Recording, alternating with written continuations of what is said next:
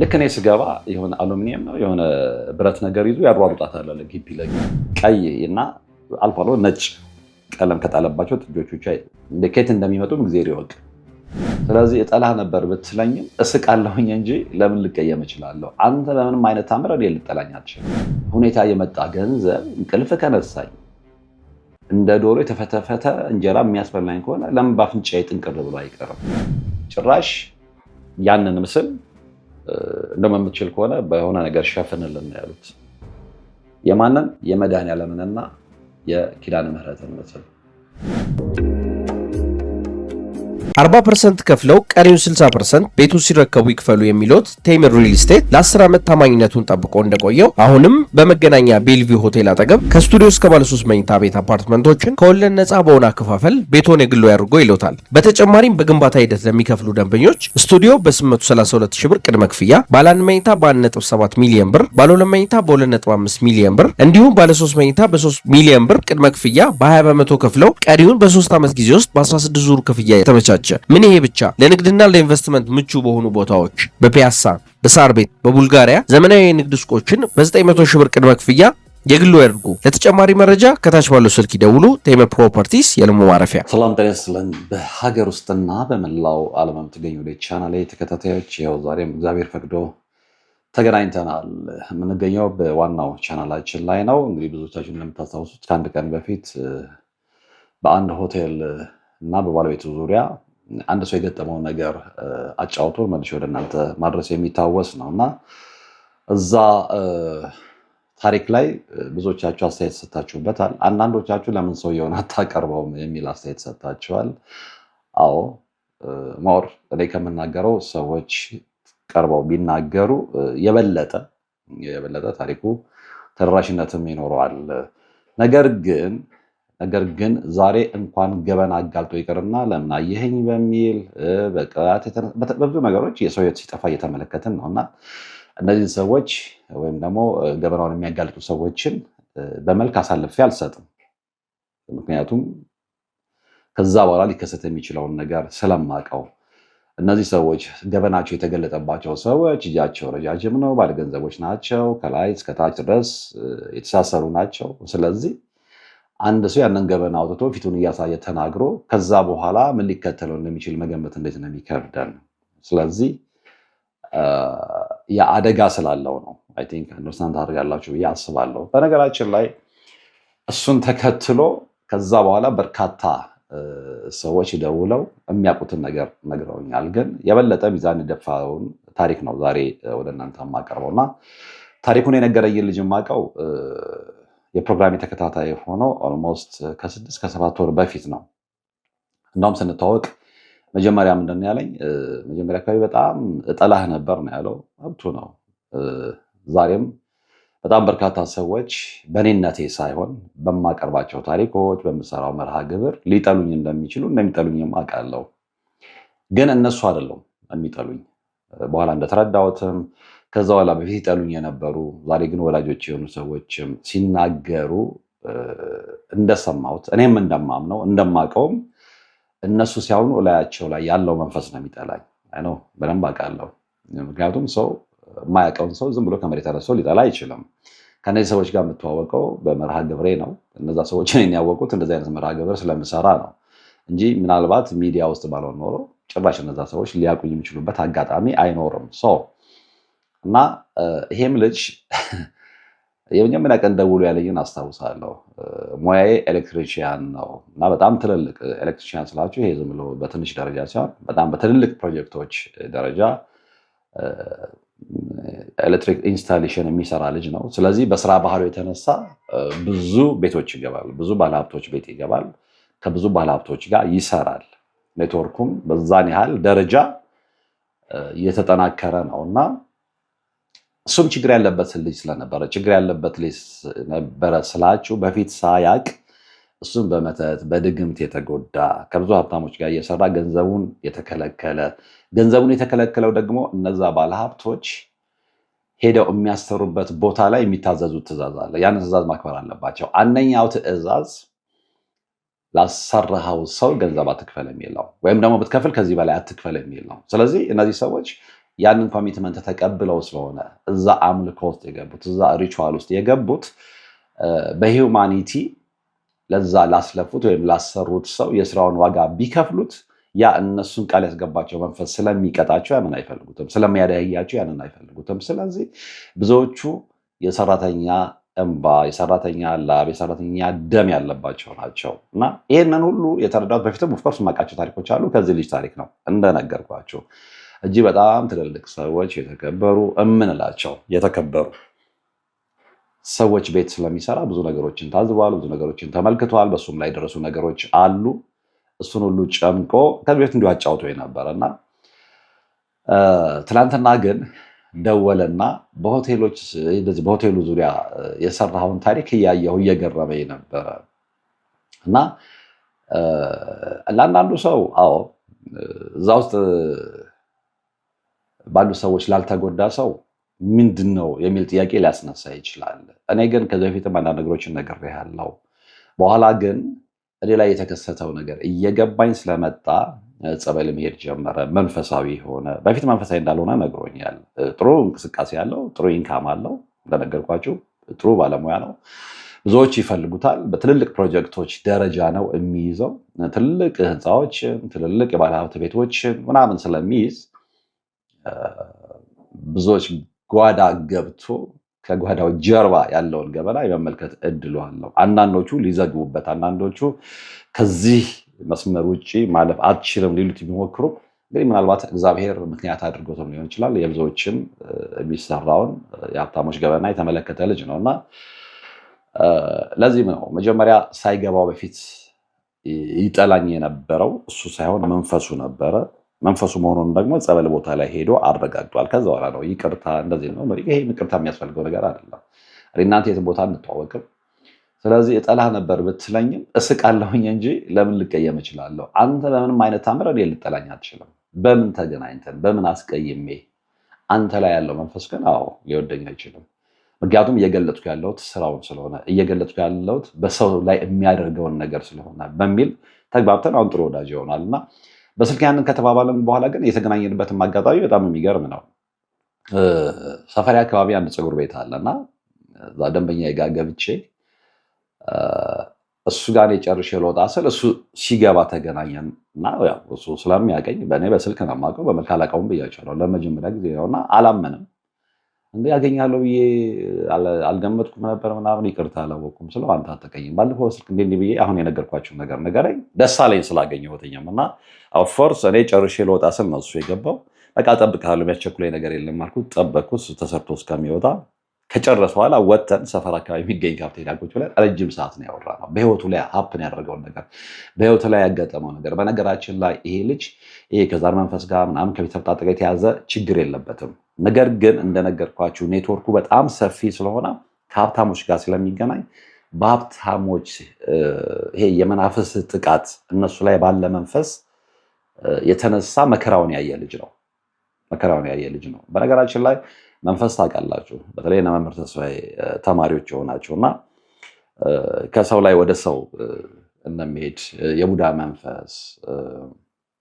የቡዳ መንፈስ ባለበት ሰው ጋር ብዙ ጊዜ ኮንታክቱ ካላችሁ በየካፌው ስትገቡ በሆነ አጋጣሚ አንድ ሰው ላይ በተለይ የሚመቀኝባችሁ ከሆነ አንድ ሰው ላይ ያለ የቡዳ መንፈስ፣ አይን ላይ የተቀመጠ የቡዳ መንፈስ እናንተ ሊበላችሁ እንደሚችል ያው ብዙዎቻችሁ ትምህርት የምትከታተሉ ሰዎች አንደርስታንድ ታደርጋላችሁ። እና ይሄ ልጅ በእንደዚህ አይነት ነገር በደንብ የተበላ ነው። በሀብታሞች የቡዳ መንፈስ በደንብ የተበላ ነው። ለዚህም ነው በጣም ብዙ ሚሊዮን ብር ሊያገኝበት የሚችለውን ስራ ጎማምደው ግማሹም አልሰጠውም ግማሹም እና እየተንገዳገደ አንዴ በደንብ ያገኛል፣ አንዳንዴ ደግሞ ሲከለክሉት። እንደውም አንድ ጊዜ ነገረኝ ከተማችን በጣም የሚታወቅ ቱጃር የከለከለውን የገንዘብ መጠን ሲነገረኝ በጣም ነው የደነገጥኩት። ስለዚህ እነዚህ ሰዎች የድሃን እንባ የሚሰሩ ሰዎችን ላብ እየነጠቁ እንዴት ነው ሀብታም የማይሆኑት? ለጊዜውም ቢሆን ግን እነዛ ሰዎች አብዛኛዎቹ አለኝ፣ እኔም ከዚህ በፊት የማውቀው በታሪክ አለ፣ አብዛኛዎቹ እንዲህም እየነጠቁ እንዲህም ሀብታም ሆነው እንዲህም ከተማ ውስጥ እየተጨበጨበላቸው እየታወቁ አንዳንዶቹ በቀን አንድ የሚበሉ ናቸው። አንዳንዶቹ ከዳቦና ከሻይ ውጭ፣ አንዳንዶቹ ከዳቦና ከሜሪንዳ ውጭ፣ አንዳንዶቹ ካለጨው ከተፈተፈተ ልክ እንደ ዶሮ ማለት ነው ከተፈተፈተ የእንጀራ ምንድነው ተበጣጥቀው ለድሮን እንደምትሰጡት የለም በውሃ ተበጥጦ እንደዛ ከመብላት ውጭ አይበሉም። ስለዚህ በእንደዚህ አይነት ሁኔታ የመጣ ገንዘብ እንቅልፍ ከነሳኝ እንደ ዶሮ የተፈተፈተ እንጀራ የሚያስበላኝ ከሆነ ለምን በአፍንጫዬ ጥንቅር ብሎ አይቀርም? የአብዛኞቹ ህይወት እንደዛ ነው። እና ሞር ግን ይሄ ልጅ ታሪኩን ይሄንን አሁን እኔ የምነግራችሁን ታሪክ ሊነግረኝ የተገደደው ለምንድን ነው? እኔ ወቀፈራ የሚናገረው የማውቀውን ሰውዬ ታሪክ ነው እንደ ብያልኩኝ ለምን አልኩት። በነገራችን ላይ የብዙዎቹ ሀብታሞች ታሪክ በተለይ ደግሞ በህገወጥ መንገድ ሀብታም የሆኑ ሰዎች ታሪክ ሞር ኦር ለስ ተመሳሳይ ነው። እና ሁለት ሰዎች ማውቃቸዋለሁ፣ ብዙም ማውቃቸዋሉ፣ ግን ሞር የሁለቱ ልንገርህ ብሎ ነው የነገረኝ። እና አንድ ቦታ ላይ በጣም ተች ያደረገኝ ነገር ልንገርህ አለ። እልም ያለ አመዳም ነው እንደዛ ምን ሀብታም ነው ባለ ሆቴሉ አንተ የሰራው ታሪክ ላይ እና ሀብታም አይመስልም ምናምን ያልከው ነገር እነዚህን ሰዎች ነው በመነጽር እንድመለከት ያደረገኝ፣ በሀሳብ መነጽር እንድመለከት ያደረገኛልና ታሪኩን ነገረኝ። ያንን ታሪክ ነው የምነግራችሁ። እና አንደኛውን ቤት በዚሁ ስራው አማካኝነት ነው የገባው። ሰውየው ሚሊዮነር አይደለም ቢሊዮነር ነው። በነገራችን ላይ ሀገራችን ውስጥ ሚሊዮነሮች ብቻ አይደሉም፣ በርካታ ቢሊዮነሮች አሉ። ምን ያሎቻቸው እንደምታውቁ አዳን ነው። እና በደንብ የተጨበጨበለ ስታየው ግን እንኳን ቢሊዮን ብር ይቅርና አንድ ብር ባጠገቡ አልፎ የሚያውቅ ሰው የማይመስል በቃ የሆነ ጭባ የሚባል ሰው ታውቃላችሁ፣ አመድ የነፋበት እንደዛ አይነት ሰው ነውና ቤቱ ስገባ የቤቱ ዘበኛ ነው እንጂ የቤቱ ባለቤት አይመስልም። መሀል ቦሌላ ነው። የአንደኛው G+1 ነው፣ ግን ከጀርባው ጋርደን አለው፣ ትልቅ ጋር በጣም የሚያምር ግቢ ነው። ሁሌ እዛ ግቢ ውስጥ የሚታሰረው ጥጃ ነው። ጥጃ ሁሌ ጥጃ አለ። በጣም ከተወለደ በቀናት የሚያስቆጠረ ጥጃ እና ያ ጥጃ ወርሺፕ የሚደረግበት ነው። እዛ ጋርደን ወርሺፕ ይደረጋል። ከዛ በታዘዘው ቀን ጥጃው ይታረዳል። ግን የጥጃውን ስጋ የሚበሉት የተጋበዙ እንግዶች ብቻ አይደሉም፣ የተመረጡ እንግዶች ብቻ። ሰውየው በዛ ሩቲን ውስጥ ያሉ ጥቂት የእሱ ቢጤ እንግዶች ባለቤቱ። የሚገርም ግን አንድም ቀን ደስተኛ ሆኖ አያውቅም። አንድም ቀን ጤነኛ ሆኖ አያውቅም። እሱ ብቻ አይደለም ባለቤቱም። እያናገርኳት ብዙ ጊዜ በሀሳብ ጭልጥ ብላ ትሄዳለች ነው ያለው። እና ስትገባ ልክ እንዲህ ደረጃውን ወጥተህ G+1 ነው ብያችኋለሁ። እና አንደኛው ላይ ሎቢ አለ። ሎቢው ላይ የኪዳነ ምህረትና የመድኃኒዓለም ምስል አለ። ከዛ ይሄም ልጅ እንግዲህ በኋላ አካባቢ የገባው መጥቷል ብያችኋለሁ። እና ለምን ሰው መረማመጃ ላይ ለምን እንደዚህ አይነት ቅዱሳን ምስሎች ይቀመጣሉ? ወይ ጸሎት ቤት ካለህ ጸሎት ቤት ከሌለ ደግሞ አዘጋጅና ጸሎት ቤት አስቀምጠው ምናምን ስለው ተወባከነ ያለኛል። እና ሚስቱ በኋላ ምንድን ያለች አባቶች ይጣራሉ፣ ነጠላ ጋርደን ነው የምንቀድሰው ይላሉ። እናም እኛ በሞቀ ቤት ውስጥ እየኖርን ለአጋስተ ሥላሴ እንዴት መሆን አቃተን ብለን ጥሪ ካስተላለፍንበት ዕለት ጀምሮ መቀነታችሁን ፈታችሁ ከቤተሰቦቻችሁ በጀት ቀንሳችሁ ወዳጅ ዘመዶቻችሁን አስቸግራችሁ እነሆ ባላችሁን ገንዘብ ለ2 ሰዓታት ያህል በእግር እየተመላለስን ሲሚንቶ፣ ብረት፣ አሸዋና ድንጋይ እያመላለስን በእናንተ ድጋፍ የጀመርነው የሥላሴዎች ቤት እዚህ ደርሷል። ለቀድሞ በሥላሴዎች ስም እያመሰገንን ለቀጣዩም እስክንፈጽመው ድረስ እንዳትተውን እየተማጸንን እንደጀመርነው በጋራ እንድንጨርሰው አደራ እንላለን። አሁንም ድጋፋችሁ አይለየን። በሊቦ ከምከም ወረዳ የመስኪየ ሥላሴ ቤተ ክርስቲያን አሰሪ ኮሚቴ ጭራሽ ያንን ምስል እንደምትችል ከሆነ በሆነ ነገር ሸፍንልን ያሉት። የማንን? የመድኃኒዓለምንና የኪዳነ ምህረትን ምስል። እኔ የገባኝ ሸፍንልን ያለችው ባለቤቱ ምናልባት እነዛን ምስሎች ስትመለከት የሚጨንቃት ነገር አለ። እነዛን ምስሎች በድፍረት ለማየት ወይ ውስጡ ያለው መንፈስ አይፈቅድላትም። ስለዚህ ባየች ቁጥር ትደነብራለች ማለት ነው። እና እኔ መጀመሪያ እንደውም ግራ ገብቶ ታዲያ በዚህ ደረጃ ምስሉን የማይፈልጉት ከሆነ ለምን አስቀመጡት ነበር ያልኩትኝ። ለካ ብዙዎቹ ሀብታሞች ጋር ያለው ማጭበርበሪያ መንገድ ምንድን ነው? እነሱ ከጀርባ ሆነው በጨለማው ኃይል ውስጥ ሆነው የሚያደርጉትን ነገር ያውቁታል። ሰው ግን በዛ እንዳይጠረጥራቸው እነሱ እኮ አማኞች ናቸው እንዲባሉ እንደዚህ አይነት ማጭበርበሪያ ምስሎችን ያስቀምጣሉ ሳያምኑባቸው። ሊያም ደግሞ ከመንፈሱ ጋር ግንባር ለግንባር መገናኘት እያስደነገጣቸው እየፈሩም ቢሆን ምስሉን ያስቀምጡታል። ነገር ግን አንዳንድ ጊዜ ምንድነው የሚሆነው? ተቃራኒ መንፈስ ሲኖር ጭራሽ የጨለማው ኃይል ይገዛቸውና ያንን ምስል ለማየት ወኔው አይኖራቸውም።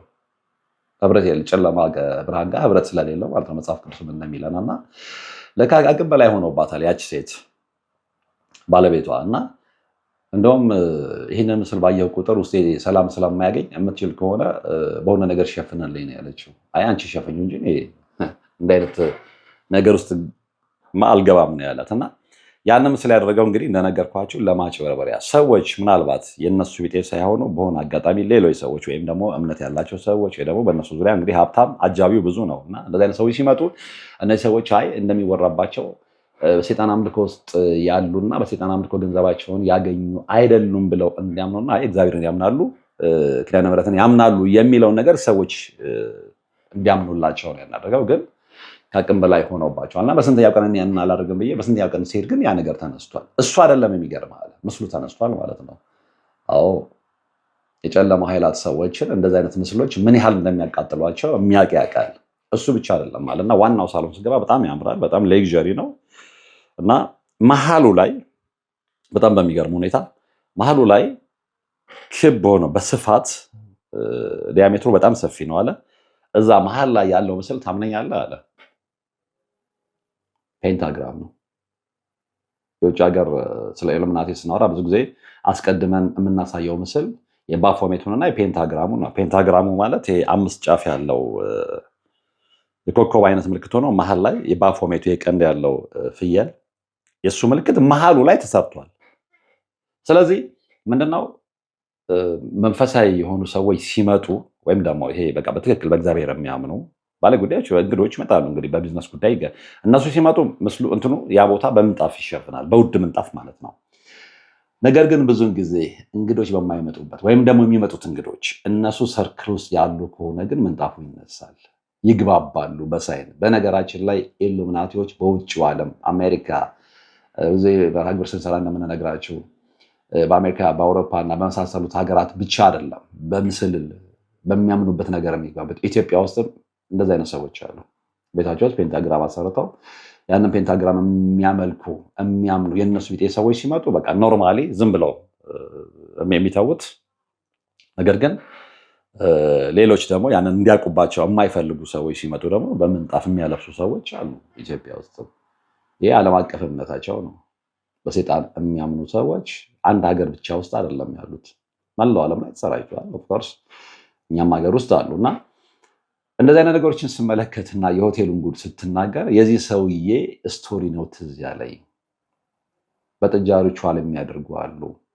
እኔ ቅርታ አድርግልኝና ጥጃው ምናልባት እንግዲህ ለማስመሰልም ሊሆን ይችላል። ከዛ ውጭ በሌላ ነገር ሪቹዋል እንደሚያደርጉ ደም እንደሚፈልጉ በምን ታውቃለህ ያለው እሱን እግዚአብሔር መድኃኒዓለም ነው የሚያውቀው። አንደኛው የዚህ ቤት ታሪክ ነው እንግዲህ በፔንታግራም ቤት ውስጥ ሳሎን ቤት ውስጥ ፔንታግራም አድርጎ በሴጣን የሚያመልክ ኢትዮጵያዊ ቢሊዮነር ማለት ነው። ሁለተኛውም ከሱ የተሻለ ሀብት ያለው ነው። የሱ ደግሞ ጂ+4 ነው። በነገራችን ላይ ሁለቱም ቤቶች ቦሌ ውስጥ እንደሚገኙ ነው የነገረኝ እና ጂ+4 ነው ያለው ቤት። እሱም በጣም ሀብታም ነው። በጣም ግን በምንም ተአምር ደስተኛ አይደለም። እሱም እንደውም የሚገርመው ይሄኛው ደግሞ በቀን አንዴ ነው የሚበላው። በቀን አንዴ ማለት ነው። ከዛ በላይ እንደው ተገዶ ወይም ደግሞ ቤተሰብ ምንም አይለ ምናምን ጓደኞቹ መጥተው ምናምን ብለው እነሱ ላለማስቀየም እንኳን አልፎ ከአንድ ጊዜ በላይ በቀን ከሚበላው ከበላ ይታመማል። አንድ ቀን ጤነኛ ሆኖ አይቼው አላውቅም ማለት አንድም ቀን። በጣም የሚገርም ቤት ነው ያለው። በጣም የሚዘገንን ገንዘብ ነው ያለው። እንግዲህ ቢሊየነር መገመት። ያ የመጣው ግን በምን እንደሆነ ነው እና እሱ እንተዋወቃለን አለ። እንደውም አንድ ጊዜ አለ ለስራ ስገባ ልጅቷ እዛ ቤት የምትሰራ ልጅ ነች። እንግዲህ ኤሌክትሪሽያን ነው ይሄ ልጅ ብያቸዋለሁ። ኢንስቶል ያደርጋል እና የዛን ጊዜ ከኤሌክትሪክ ውጭ ሌሎች የሚሰሩም ስራዎች ነበሩ፣ የግንባታ ስራዎች እና እች ልጅ ከግንባታ ሰራተኞች መካከል አንደኛዋ ነች።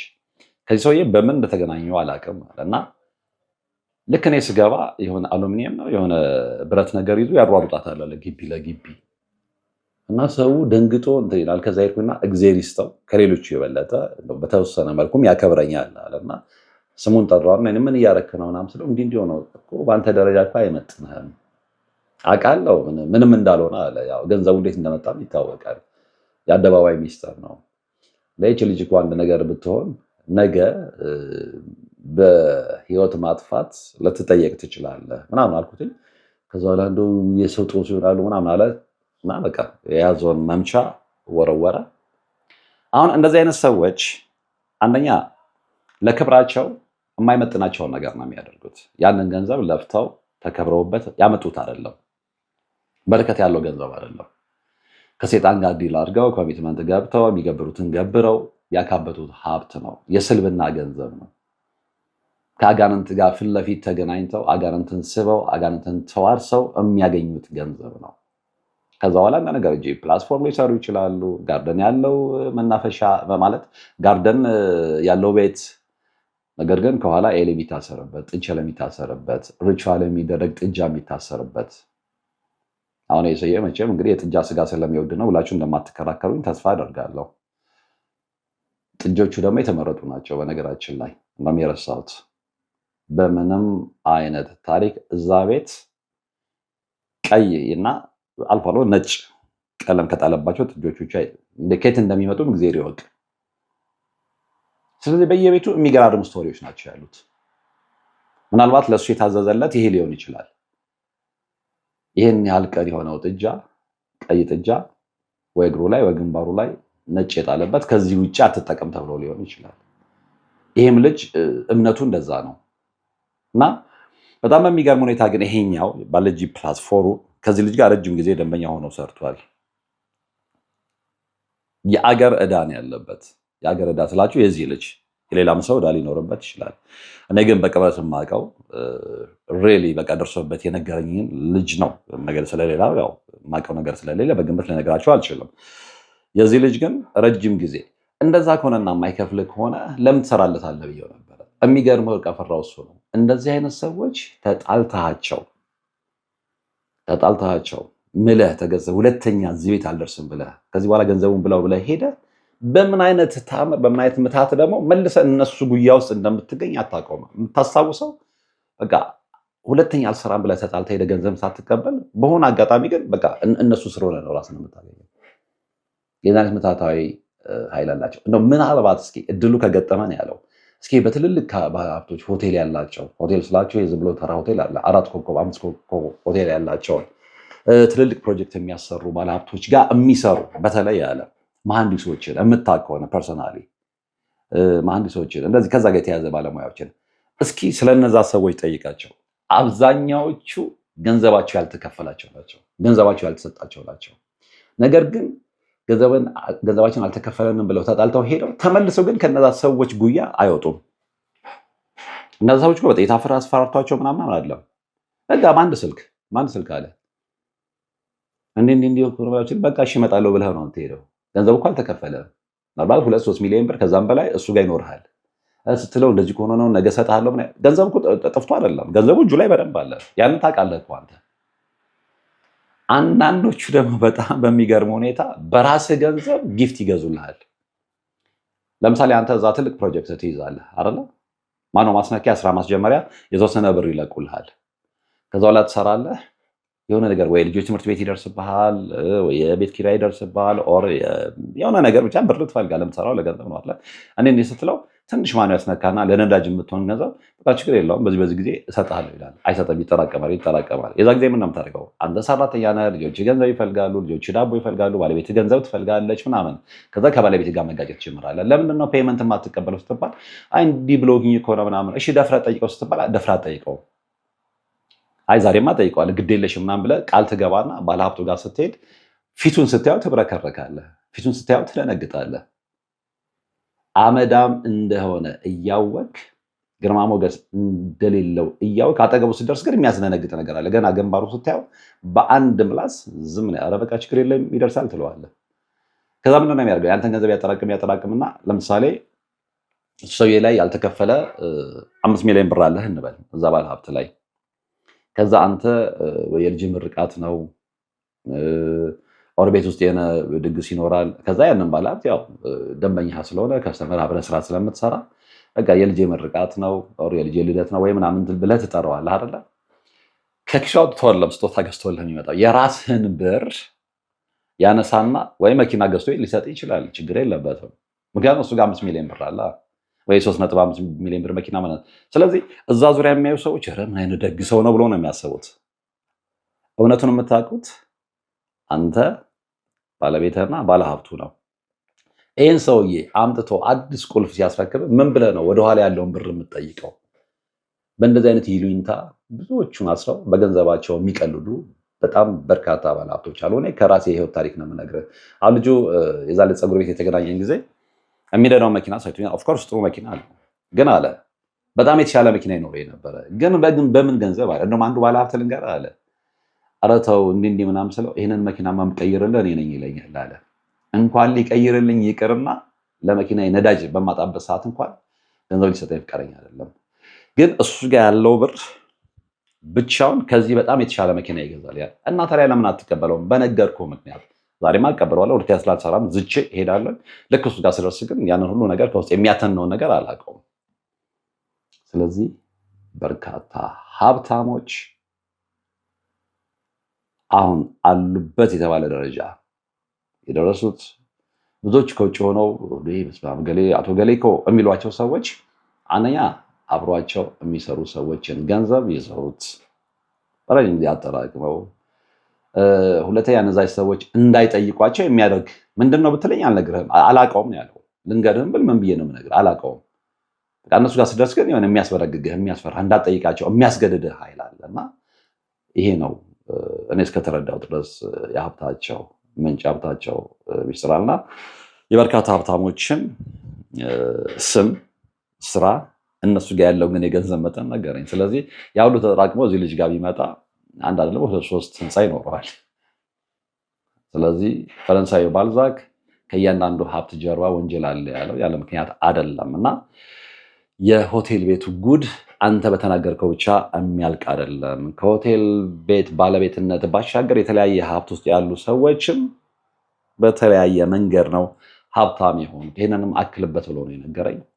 ስለዚህ እንዲህ አይነት ታሪክም አለ ልላችሁ ፈልጌ ነው የዛሬውን ታሪክ የነገርኳችሁ። እንግዲህ የምትገርም ኢትዮጵያ ውስጥ ነው እየኖርን ያለነው። የሚገርሙ ሀብታሞች ጋ ነው እየኖርን ያለነው። የብዙዎች ህይወት ተለያይቷል። አንዳንዱ 24 ሰዓት ማስኖ ለልጆቹ ዳቦ ማግኘት ያቅተዋል። አንዳንዱ ደግሞ አመድም ለብሶም ቢሆን እኛ ባልገባን ምክንያት ወይም ደግሞ በምንጠረጥረው ወይ ደግሞ ይሄ ነው ብለን አሁን በምንናገረው ምክንያት ምናልባትም ደግሞ ከዛ የተሰወረም ሌላም ነገር ሊኖራልና በዛ ደግሞ በቢሊየን ላይ ቢሊየንን እየቆለለ ግን ሳይጠቀምበት በቀን አንዴ እንደ ዶሮ ፍትፍት እየበላ የሚኖር ዜጋ ያለበት ሀገር ውስጥ ያለ ነው። ነገ ወደፊትስ ምን ይሆናል አብረን የምንመለከተው ነው የሚሆነው። ለአሁኑ ግን አብራችሁን ስለነበራችሁ ወደፊትም አብራችሁን ስለምትሆኑ ከልብ አመሰግናለሁ። መልካም ቀን። 40% ከፍለው ቀሪውን 60% ቤቱ ሲረከቡ ይክፈሉ የሚሉት ቴምር ሪል ስቴት ለ10 ዓመት ታማኝነቱን ጠብቆ እንደቆየው አሁንም በመገናኛ ቤልቪው ሆቴል አጠገብ ከስቱዲዮ እስከ ባለ 3 መኝታ ቤት አፓርትመንቶችን ከወለድ ነፃ በሆነ አከፋፈል ቤቶን የግሎ ያድርጎ ይሎታል። በተጨማሪም በግንባታ ሂደት ለሚከፍሉ ደንበኞች ስቱዲዮ በ832 ሺህ ብር ቅድመ ክፍያ፣ ባለ 1 መኝታ በ1.7 ሚሊዮን ብር፣ ባለ 2 መኝታ በ2.5 ሚሊዮን ብር እንዲሁም ባለ 3 መኝታ በ3 ሚሊዮን ብር ቅድመ ክፍያ በ20 በመቶ ከፍለው ቀሪውን በ3 ዓመት ጊዜ ውስጥ በ16 ዙር ክፍያ የተመቻቸ። ምን ይሄ ብቻ! ለንግድና ለኢንቨስትመንት ምቹ በሆኑ ቦታዎች በፒያሳ፣ በሳር ቤት፣ በቡልጋሪያ ዘመናዊ የንግድ ሱቆችን በ900 ሺህ ብር ቅድመ ክፍያ የግሉ ያድርጉ። ለተጨማሪ መረጃ ከታች ባለው ስልክ ይደውሉ። ቴምር ፕሮፐርቲስ የልሙ ማረፊያ። አባቶች ይጣራሉ፣ ነጠላ ጋርደን ነው የምንቀድሰው ይላሉ። እናም እኛ በሞቀ ቤት ውስጥ እየኖርን ለአጋስተ ሥላሴ እንዴት መሆን አቃተን ብለን ጥሪ ካስተላለፍንበት ዕለት ጀምሮ መቀነታችሁን ፈታችሁ ከቤተሰቦቻችሁ በጀት ቀንሳችሁ ወዳጅ ዘመዶቻችሁን አስቸግራችሁ እነሆ ባላችሁን ገንዘብ ለ2 ሰዓታት ያህል በእግር እየተመላለስን ሲሚንቶ፣ ብረት፣ አሸዋና ድንጋይ እያመላለስን በእናንተ ድጋፍ የጀመርነው የሥላሴዎች ቤት እዚህ ደርሷል። ለቀድሞ በሥላሴዎች ስም እያመሰገንን ለቀጣዩም እስክንፈጽመው ድረስ እንዳትተውን እየተማጸንን እንደጀመርነው በጋራ እንድንጨርሰው አደራ እንላለን። አሁንም ድጋፋችሁ አይለየን። በሊቦ ከምከም ወረዳ የመስኪየ ሥላሴ ቤተ ክርስቲያን አሰሪ ኮሚቴ